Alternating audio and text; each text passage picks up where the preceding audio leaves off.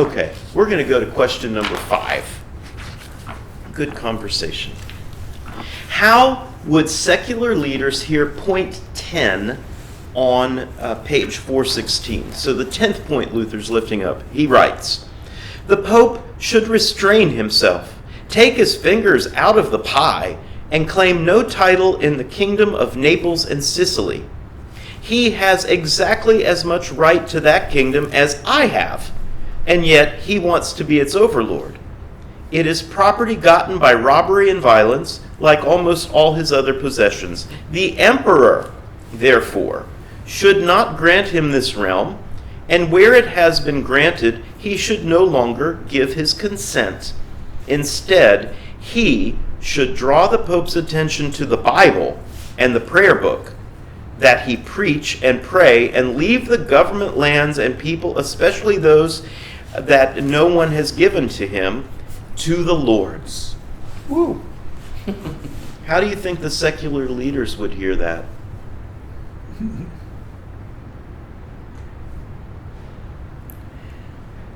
Maybe as a call to take back the rightful power. Yeah. It would be, whoa, you're saying we should be doing what our position is supposed to be doing and not being subservient to an overlord known as the Pope. Right. Except in spiritual matters. Mm-hmm. Yeah. Excuse me. Question number 6. Number 6. Are there vestiges of kissing the Pope's feet today? Why might people do this? So, take a look on page 417, point 11. Further, the kissing of the Pope's feet should cease. It is an unchristian, indeed an anti-Christian thing for a poor sinful man to let his feet be kissed by one who is 100 times better than he himself. And then later he writes, did St. Paul and Barnabas, who would not let the people of Lystra pay them divine honor, but said, we are mortals like you? So he's pulling up scripture. So what is this about?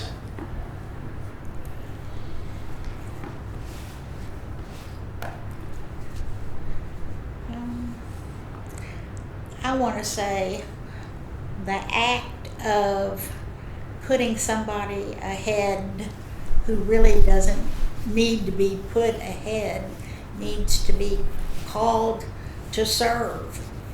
I guess in today's church, they kiss the ring instead of kissing the feet. And that, I saw that in the video a lot, and it just, I don't know, turned my stomach a little bit. Yeah. That they would show the respect. Yeah. So last night was the President's State of the Union address. We get one of those every year from whoever's president. And like at all the others, using modern technology, at the end of it you see senators and congressmen with the president grabbing a selfie. That is an expression of, I'm excited, I'm near the president, the leader of the free world, no matter who the president is, those sorts of things, that's like, oh wow, I want to capture this. You notice none of them are kissing his ring or his feet. Kissing the ring and feet is total subservience. How humbling. You humble yourself before, because this person, whatever ring you're kissing, is of higher status and authority. It is a form of enslavement to you listen to this person and this person only. Well, that role belongs to God, not Yeah, Pope. that's exactly right. And we see that with kings and queens. If you look at, isn't there a proper protocol of how you are to address the Queen of England? Yeah. You don't speak unless spoken to, and aren't you supposed to bow or something? And I hear that when she's done eating, you're all done eating. You stop. Yeah, and I'm not sure she makes that happen, but those kind of rules Those are are the there, rules, yeah. and that is, you are under this person's secular authority. And Luther's saying, quit this crap, because this is not what it's meant to be. Yeah. You know, Don't worship It's the not Pope, what it's worship all about. Jesus. no. And so I think it's beautiful that we see someone like Pope Francis, who on Maundy, Thursday will go into a prison and wash feet. As he signifies going to some of those seen as the lowest of the low by the world to lift them up, including Muslims. That he goes to humble himself in servanthood as a symbol. Versus, yet on the same hand, that system, I'm sure his ring gets kissed. Okay, so question number 7. Number 7. Pope Francis often rides in a simple Fiat. Yet today, some clergy boast about extremely expensive cars, mansions, and even private planes.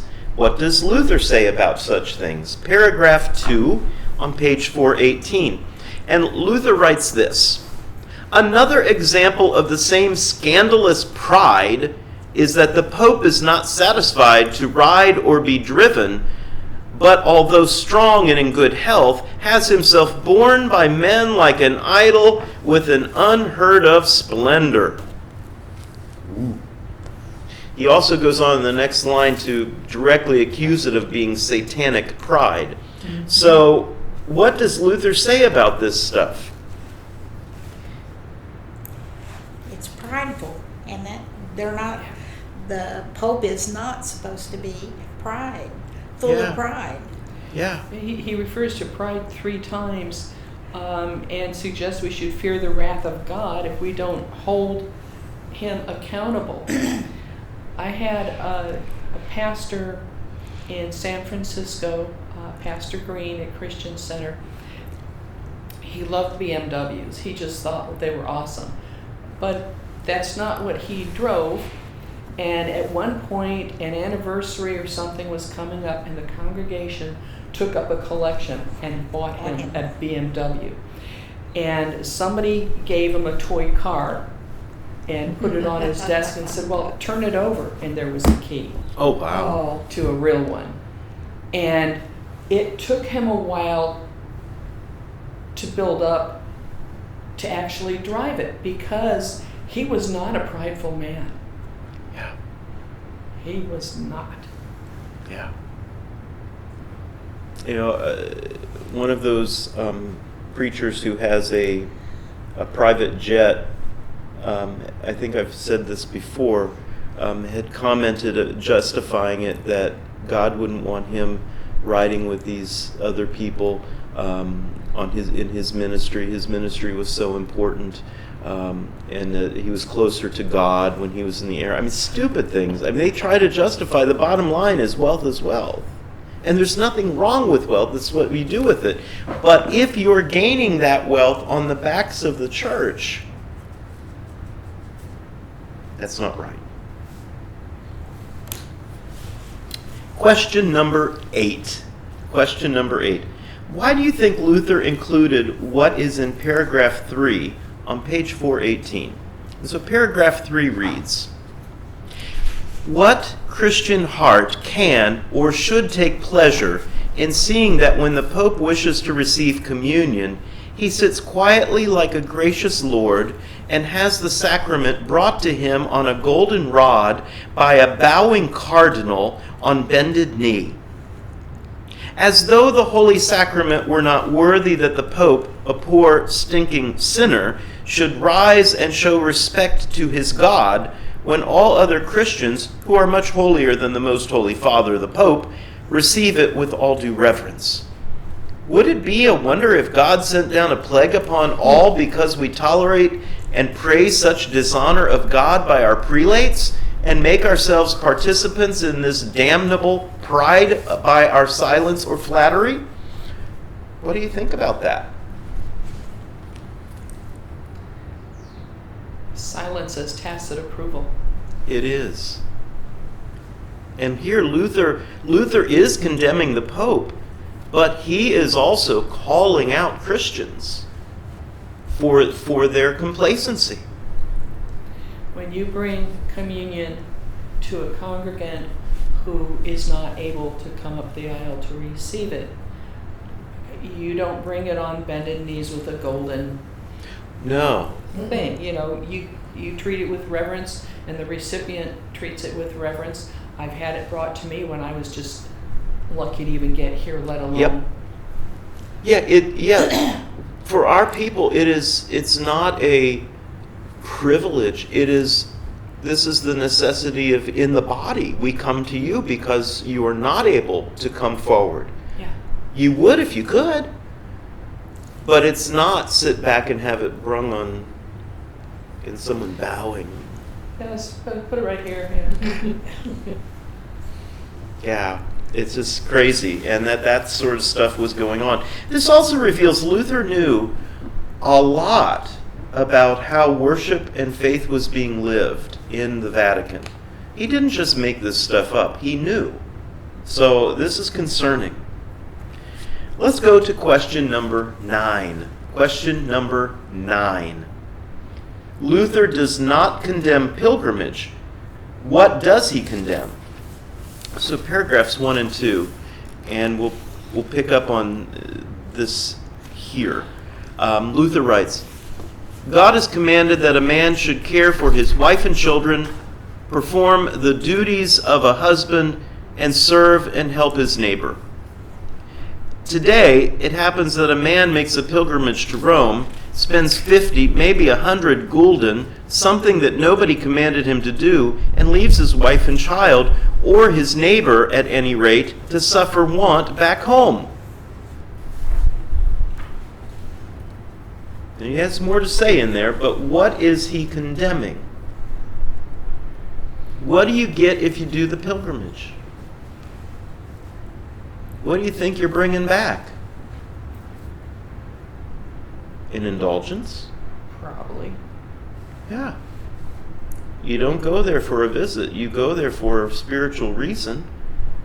And Luther's condemning, saying, this is crazy. You don't have to travel to Rome. You don't have to go on a pilgrimage to take and be a full-fledged and forgiven child of God. And that people are spending money on it when they need to be spending their money on taking care of their family. Isn't there a proverb that says a man that doesn't take care of his family is worse than infidel? Or something like that. I'd have to look that one up, but it sounds correct. It's a matter of, but the church has been, and we have to understand, the church has been encouraging it. Yeah. Encouraging people to do this, and what do they get? That 50 to 100 gulden, it's not all going to an innkeeper in Rome. Well, you need to buy this, and you pay this, and the money's going to the church. It's a system. Do you happen to know if the pilgrims who go to Mecca today receive an indulgence of some kind? I don't know that. It is a desire of a Muslim to go to Mecca, Right. to make that event. I don't know. Not all Muslims make it there, so I don't know that it's what that means. The same with Jews going to Jerusalem and Israel. I don't know. Because at the end of Seder next year in Jerusalem, they make that phrase. So, yeah. And Lutherans, come on, be realistic. We go on Luther land trips over to Germany. And yet, when we do that, we know we're spending money. It's costly to do that, but we're not getting anything. The church is not writing us a note and saying, good girl, good boy. They're not doing any of that. No. So Your next 6 sins are forgiven. Oh, gosh, I'm relieved. make them good. Make it worth it, dude. Can I pick out which ones? Wow. Number 10. Question number 10. What would be a good reason for a pilgrimage? Bottom paragraph on 420. And it goes on to 421. But whoever wants to go on a pilgrimage today, or vow to make a pilgrimage, should first explain the reasons for doing so to his priest or his lord. If it turns out that he wants to do it for the sake of a good work, then let the priest or lord put his foot down firmly and put an end to the vow and the good work as a devilish delusion. So the good work would earn him an indulgence. That's why he's saying that's not a good reason. He goes on to say, let priest and lord show him how to use the money and effort to be expended on the pilgrimage for God's commandments and for works 1,000 times better than spending it on his own family or on his poor neighbors. If, however, he wishes to make the pilgrimage out of curiosity, to see other lands and cities, he may be allowed to do so. But if he made the vow during an illness, then that vow must be annulled and canceled. Why? Because they would have been bargaining with God at that point. God's commandment should be emphasized so that henceforth he will be content to keep the vow made in baptism as well as the commandments of God. Nonetheless, he may be allowed to perform his foolish vow just once to quiet his conscience. Nobody wants to walk in the straight path of God's commandments common to all of us. Everybody invents new ways and vows for himself as if he had already fulfilled all of God's commandments. What would be a good reason for a pilgrimage? Study. Study. Curiosity. Expanding one's horizons. Better understanding. Yeah. I went for curiosity. I had hoped that I would get a feeling of being closer to God, having visited where he was born, where he was crucified, where the Last Supper was. And I did experience that when I saw, of course, they've had so many earthquakes and bombings and everything else over there that they say this is where we think the Last Supper took place. But I got a feeling that this is where the Last Supper took place. And then I saw the place where God was held, Christ was held before he was crucified, down in the dungeon. And I cried when I saw the small space that he had where they contained him. And did you get your sins forgiven by doing that? I didn't even think about that. Exactly. It was curiosity. It was learning. He was learning. It was trying to better understand Christ in your life. I agree. And it was not the church saying, come do this to earn something. Right. Yeah. Yeah, I didn't even think about that. And it wasn't at the neglect of your Correct. family, your neighbor, people that depend on you, where you said, you're on your own, pal, took the money and went and did your thing. Exactly. Yeah. Yeah. So it's Luther's not against travel. Luther's not against experience. He is against wasteful spending. He is against just willy-nilly, and especially the church fostering that in a wrongful way to get money.